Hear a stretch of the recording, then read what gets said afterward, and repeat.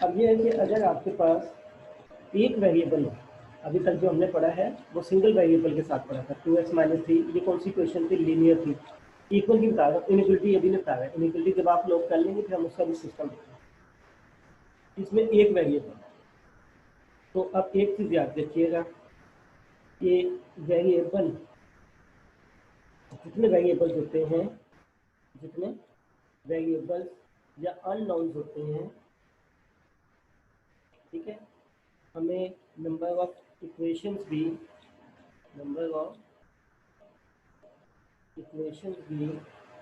उतनी चाहिए।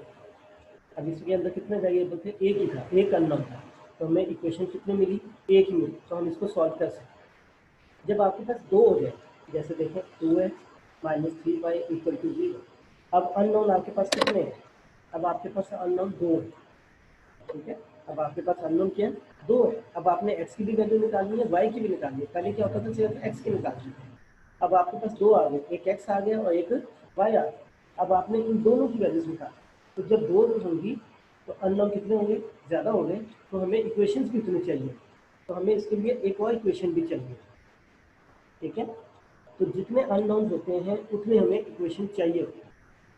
ये भी अभी लाजमी नहीं है, सिर्फ आप लोगों के लिए बता रहा हूँ क्योंकि छोटा लेवल है, इसलिए आप लोगों को बता रहा हूँ बेसिक मैथमेटिक्स। एक वेरिएबल था तो हमें एक इक्वेशन की जरूरत पड़ी, एक वेरिएबल था तो हमें एक ही इनइक्वलिटी की जरूरत पड़ी, मगर जब आपके पास एक से ज़्यादा हो जाएंगे, ठीक है, ये तो इक्वेशन है ना, इक्वल के साथ है, अगर एक से ज़्यादा हो जाएंगे इनइक्वलिटी में तो फिर हमें भी इसके लिए दो चाहिए, ठीक है, जब दो चाहिए होंगे तो ये सिस्टम बन जाएगा, ये इनइक्वलिटीज के लिए सिस्टम है, ये इक्वेशंस के लिए सिस्टम, तो इनइक्वलिटीज का सिस्टम तो भी मैंने पढ़ा, अभी सिर्फ इक्वेशन की, ये थोड़ा सा आसान होता है इसलिए ये पढ़ा। अगर तीन आ गए, अब जिस तरह मैंने कहा था ना, पहले आपके पास वो था, आसिफ बैठा था, फिर दुल्हाल आ गया, फिर मैंने शाम को भी डाला, अब तीन आ गए, अब तीन दोस्त आ गए, जैसे देखिए 2x - 3y + 5z = 10, एक आ गया x + y + z = 11, दूसरा ले लेता हूँ -x + 7y + 10z = 30। अब ये किसका सिस्टम बन गया, तीन अननोन का, एक x, एक y और एक z, तीन दोस्त हैं। अब इन तीनों के बारे में आपने वैल्यूज निकाली, तो जब तीन हो गया तो हमें तीन इक्वेशन चाहिए, तो ये सिस्टम बन जाएगा किसका, तीन इक्वेशन का। ये क्या बनेगा सिस्टम, तीन इक्वेशन का।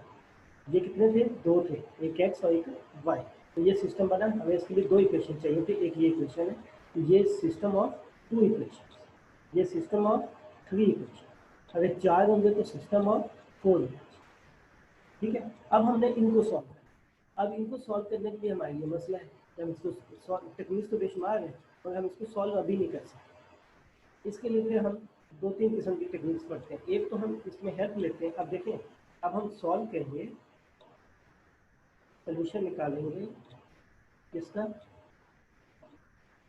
System of equation. अब एक से, अब जो वेरिएबल होंगे वो एक से ज़्यादा होंगे, अब ये नहीं होगा कि जैसे ये था 2x - 3, एक वेरिएबल था, अब वो तो हमने सॉल्व करना पड़ लिया, अब एक से ज़्यादा होंगे, जब एक से ज़्यादा होंगे x और y तो फिर हमें दो इक्वेशन चाहिए होंगी, जब दो बन जाएंगी तो ये सिस्टम कहलाता है, तो ये लिखे ना, सिस्टम ऑफ इक्वेशन, यानी कि इक्वेशन एक से ज़्यादा होंगी, ये वाला भी हो सकता है, ये वाला भी हो सकता है, जितने अननोन होंगे उतने ही इक्वेशन होंगे। अच्छा, अब इनइक्वलिटीज़ का भी सिस्टम होता है, वो फिलहाल नहीं हम पढ़ते, हम इक्वेशन का पढ़ते हैं, लिखे सिस्टम ऑफ इक्वेशन। सोल्यूशन का मतलब होता है कि जब हम ये करेंगे तो हम किसकी वैल्यू निकाल रहे थे, x की निकाल, अब जब हम इसको सॉल्व करेंगे तो हम किसकी वैल्यू निकालेंगे, x की भी निकालेंगे और y की भी, और ये दोनों नंबर्स हैं, x और y के नंबर्स। पहले जब हमने पढ़ा सिर्फ x की वैल्यू निकाली, अब किसकी निकालेंगे, x और y दोनों की निकालेंगे, जब ये निकलेगा, ये पढ़ेंगे तीन का, तो x की भी निकलेगी, y की वैल्यू भी निकलेगी और z की, क्योंकि ये सिस्टम ऑफ थ्री इक्वेशन, ठीक है। अब इसको सॉल्व करने के लिए जब इसको हम सॉल्व करते हैं तो इसकी भी फिर दो टेक्निक्स आती हैं। एक ये होता है कि हम इसको अलजेब्रा की मदद से सॉल्व कर लें, अलजेब्रा का मतलब है कि इन्हीं को आगे पीछे कोई कर लें, इसको इसके साथ मल्टीप्लाई देखें ना, x है ये इसमें पुट कर दें, y है उसमें पुट कर दें, उस तरीके से, ये मैं बाद में बताऊँ, तो इन दोनों को ही आपस में खेल के सॉल्व कर लें। तो दूसरा होता है कि हम इसको मैट्रिक्स के साथ करते हैं, MAT RIX, ये सिंगुलर वाहिद है, जो इसका जमा होगा वो होगा मैट्रिसेस।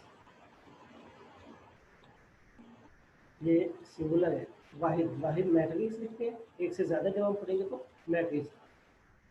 मैट्रिसेस में ये होता है कि हम नंबर्स के साथ खेलते हैं, क्योंकि हमें नंबर्स के साथ खेलना आसान लगता है।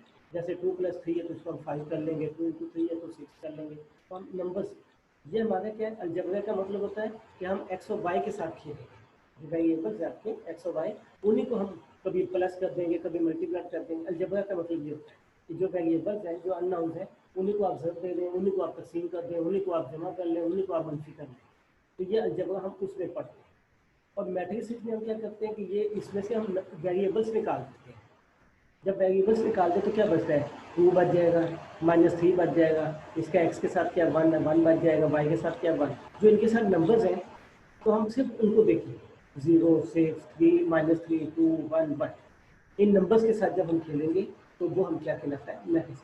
तो मैट्रिक्स मैंने इसीलिए शुरू कर रहा हूँ कि इसमें हम नंबर्स के साथ काम करेंगे, तो नंबर्स के साथ काम करना हमारे लिए आसान है।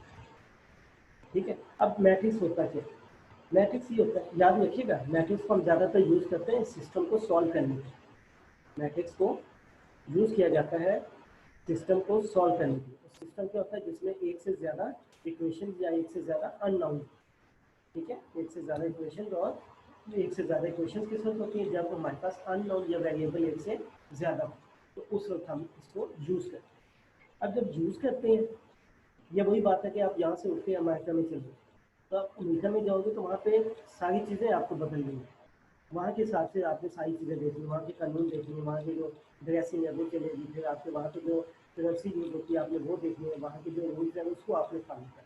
तो जब हम मैट्रिक्स पढ़ते हैं, मैट्रिक्स में हम याद रखिए, दोबारा बता रहा हूँ, मैट्रिक्स में हम नंबर्स को यूज़ करते हैं और अलजेब्रा में हम वेरिएबल्स को यूज़ करते हैं। तो हमें मैट्रिक्स इसलिए पढ़ा रहा हूँ कि हम नंबर्स के साथ पढ़ना हमारे लिए आसान है, तो मैं पहले ये कहूँ। तो अब हम जब मैट्रिक्स में चले जाएंगे, अब ये समझें कि ये पाकिस्तान वाला है, हम पाकिस्तान में बैठे हैं, यहाँ से हम उठ के कहाँ पे चले गए, अमेरिका में चले गए। जब अमेरिका में चले गए तो अमेरिका को आप समझें कि मैट्रिक्स है, तो फिर मैट्रिक्स के कानून पढ़ेंगे पहले, कि मैट्रिक्स में या अमेरिका में रहने के क्या कानून है, क्या रूल्स हैं, पहले हम वो पढ़ेंगे। उसके बाद हम देखेंगे कि वहाँ पे अकेला बंदा हो तो वो कैसे घूमेगा, एक से ज़्यादा हो तो वो लड़के कैसे घूमेंगे, ठीक है ना, क्या उनके रूल्स वगैरह क्या है, ये हम उस तरीके से। अब मैट्रिक्स होता है, अब इसके अंदर हमने नंबर्स को पढ़ना है, याद रखिए कि हमने सॉल्व इसी को करना है, ठीक है, हमने पढ़ना इसी को, सिस्टम को पढ़ेंगे, तो हम इनके नंबर्स के साथ देखेंगे। तो पहले इसके बारे में कुछ बेसिक्स, अमेरिका में गए तो आपको जो बेसिक रूल्स हैं वहाँ पे वो हमने देखने की क्या है। मैट्रिक्स होता ये है, मैट्रिक्स ये होता है, इसकी डेफिनेशन तो आपको तो नहीं, बस ऐसे ही लिखी जाती है, रेक्टेंगुलर अरेंजमेंट ऑफ नंबर।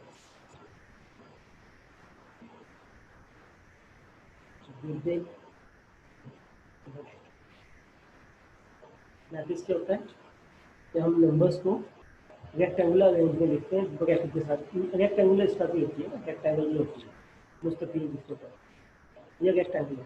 इसमें ये जो कोने हैं, अगर मैं इन पर नंबर रख दूँ, बाकी लाइनों को मैं मिटा दूँ, यानी कि यहाँ पे मैं रख देता हूँ 2 रख देता हूँ, यहाँ पे 3 रख देता हूँ, यहाँ पे 5, यहाँ पे 7, तो ये बन जाता है 2, 3, 7, 5, बाकी लाइनें मैंने मिटा दी, ये लाइन भी मिटा दी, ये भी मिटा दी, ये भी। तो ये क्या बन गया, रेक्टेंगुलर, यानी कि दोस्तों तीर की शक्ल में लिखा है, अरेंजमेंट ऑफ नंबर्स, नंबर्स को लिखा है विदिन ब्रैकेट। अब आपने ब्रैकेट भी डाली, ये आपने ब्रैकेट, तो ये एक मैट्रिक्स है, ठीक है। मैट्रिक्स क्या होता है कि मुस्ततील जो होती है उसके कोने जो होते हैं उन पे हम नंबर लिखते हैं, तो वो जो नंबर्स हम लिख देते हैं उसको हम ब्रैकेट में लिखते हैं, तो ये क्या कहलाता है, मैट्रिक्स कहलाता है, दिस इज कॉल्ड मैट्रिक्स। अब जिसमें हमने सेट को किसी न किसी अल्फ़ाबेट से लिखा था, तो मैट्रिक्स को भी हम कोई ना कोई कैपिटल अल्फ़ाबेट से। अब यहाँ पे सवाल होते हैं कि ये तो हमने 4 नंबर लिखे कि क्या इसके अंदर 2 नंबर भी आ सकते हैं, 3 भी आ सकते हैं, बिल्कुल आ सकते हैं, यानी कि इस तरह के हो सकते हैं कि ए ऊपर से बदला आ जाए, सी ले लें तो वो 2 और 3 ले लें खाली में, यानी कि सिर्फ इन 2 जगहों पे नंबर है, बाकी जगहों पे नहीं है। इसका भी लिख सकते हैं, इसका भी लिख सकते हैं, इसका लिख सकते हैं, ठीक है। अच्छा, अब अगर आप मुस्ततील को देखें, ये मुस्ततील एक तरह से साफ करके लिखते हैं, मुस्ततील तो ये जो दो लाइनें हैं, ये जो सीधी सीधी इसको हम कहते हैं रोज, और ये जो तिरछी लाइनें हैं, ठीक है, इसको हम कहते हैं कॉलम। इसको क्या कहते हैं? कॉलम। जब हम नंबर्स लिखते हैं, जैसे ये देखें नंबर लिखिए, तो अगर आप पेंसिल से पहले नंबर से सीधी लाइन लगाएं तो ये देखिए एक लाइन बनती है, इससे बनाएं तो दूसरी लाइन बनती है। तो ये लाइन, ये जो लाइन है इसको हम कहते हैं रोज कहते हैं। तो इसके अंदर कितने रोज हैं? 2 रोज। फिर कॉलम अगर हम ऊपर से लाइन बनाए तो एक ये बनता है, फिर पेंसिल उठा के अगर हम दूसरी लाइन बनाए तो ये, तो इसमें कॉलम कितने हैं? 2। ये सीधी वाली जो लाइन है ये कॉलम कहलाती है, ये वाली रोज कहलाती है, ये वाले कॉलम। तो ये रोज कितनी है? इसके अंदर 2, कॉलम कितना है? 1। अब इसमें जब हम एक वाला होता है तो इसमें एक ही कॉलम बनता है, एक ही रो है, तो इसमें एक रो है, एक कॉलम। इसमें देखें रो एक ही है मगर कॉलम 2 बनते हैं, ये देखो एक ये और तो ये एक रो और 2 कॉलम। अब मैट्रिसेस के बारे में बता, तो एक से ज़्यादा जब हो जाएंगे फिर मैट्रिसेस हो जाएगा, फिर मैट्रिसेस हो जाएगा, एक पढ़ेंगे तो मैट्रिक्स। अब रोज क्या होती है? रोज क्या होती है? हॉरिजॉन्टल लाइन ऑफ, देखिए जब भी आपका पेज है, जैसे ये पेज है, ये मोबाइल है, कोई भी है, एक ये वाली लाइन बनती है बिल्कुल सीधी, जो इस तरीके से चल रही है ऐसे, और एक ये ऊपर की तरफ आती है, ठीक है, वो ऐसी जो आती है ऊपर से नीचे की तरफ, एक ये नीचे सामने चली जाती है, एक ऊपर से आती है। जो ऊपर वाली आती है उसको हम वर्टिकल कहते हैं, इसको क्या कहते हैं? वर्टिकल कहते हैं। मोबाइल भी आप देख लें, जब मोबाइल देखते हैं तो उसमें भी यही चीज़ है। मैं मोबाइल भी दिखा देता हूँ, ये देखें ये मोबाइल है। अब मोबाइल में भी देखें 2 लाइन, एक ये वाली लाइन आ गई है, एक ये वाली लाइन। जो ऊपर से आएगी वो कॉलम बन जाएगी, तो इधर से आएगी वो रोज बन, ठीक है, उसको हम कहते हैं हॉरिजॉन्टल लाइन। जो ऊपर से आती है उसको हम कहते हैं वर्टिकल। तो जो कॉलम है, कॉलम की जो डेफिनेशन बनती है वो बनती है vertical, vertical line of number, vertical line of number. तो ये जब हम मुस्तकिल बनाते हैं तो एक ये वाली लाइन होती है, ठीक है, लंबाई से चौड़ाई होती है ना, लंबाई होती है, चौड़ाई होती है। तो जो चौड़ाई है वो आपकी कहला देगी वर्टिकल, जो लंबाई है वो आपकी क्या कहलाएगी? हॉरिजॉन्टल। तो इस वाले को हम रोज कह देंगे, ऊपर वाले को हम क्या कह देंगे? कॉलम। उसके बाद एक चीज़ और आती है, वो होता है ऑर्डर। एक होता है order of matrix, order of matrix. अब ऑर्डर ऑफ मैट्रिक्स इसको हम इस तरह लिखते हैं, रोज ज़रफ़ कॉलम। इसको हम ज़रफ़ देते नहीं है, सिर्फ लिखने का तरीका है। और इसको हम ऐसे नहीं करते कि कॉलम्स इनटू रोज का, ठीक है, इसको हम ऐसे पढ़ते हैं रोज इनटू कॉलम, इसको ऐसे पढ़ते हैं, या रोज बाय कॉलम, पढ़ने का तरीका ये, मगर लिखते हैं ऐसे रोज इनटू कॉलम। मल्टीप्लाई का साइन होता है, ज़रफ़ का निशान होता है, मगर ज़रफ़ देते नहीं है। अब देखिए एक एग्जांपल देखते हैं। फर्स्ट करें बी मेरे पास है ये वाला, कोई भी मैट्रिक्स है उसको हम अल्फाबेट से लिखते हैं, कैपिटल, जिस तरह सेट को लिखते हैं इस तरह हम इसको लिखते हैं। डी मैंने लिखा 2। अब इसमें देखें एक लाइन, रोज एक है, कॉलम 2। तो इसको जो हम लिखेंगे, इसका जो ऑर्डर लिखेंगे, ऑर्डर ऑफ डी, तो वो लिखेंगे 1, एक रो है, कॉलम कितने? 2 है, तो 1 इंटू 2, रोज इंटू कॉलम, तो 1 रो इंटू कॉलम। तो इसको इस तरह मल्टीप्लाई ज़रफ़ देनी नहीं है, ज़रफ़ हमने नहीं देनी, बस इसको इस तरह लिखा जाता है 1 इंटू 2। तो ये अलग से भी लिखा जा सकता है, ये यहाँ पे भी लिखा जा सकता है, इसके साथ भी लिखा जा सकता है, इस तरह भी लिख सकते हैं और अलग से लिख सकते हैं। अच्छा अगर मेरे पास ये हो, बी मैं ले लेता हूँ 1 2 3 4। अब कितनी हॉरिजॉन्टल लाइन रोज कितनी है? 2 है, कॉलम कितने हैं? 2 है। इसका ऑर्डर क्या होगा? 2/2 या 2 इंटू 2, 2 रोज है 2 कॉलम। पहले वाली रोज को शो करता है, दूसरे वाले कॉलम को, ठीक है। यहाँ पे कोई प्रॉब्लम हो तो डिस्कस कर लें, एनी प्रॉब्लम, यहाँ पर कोई प्रॉब्लम हो तो डिस्कस कर लें।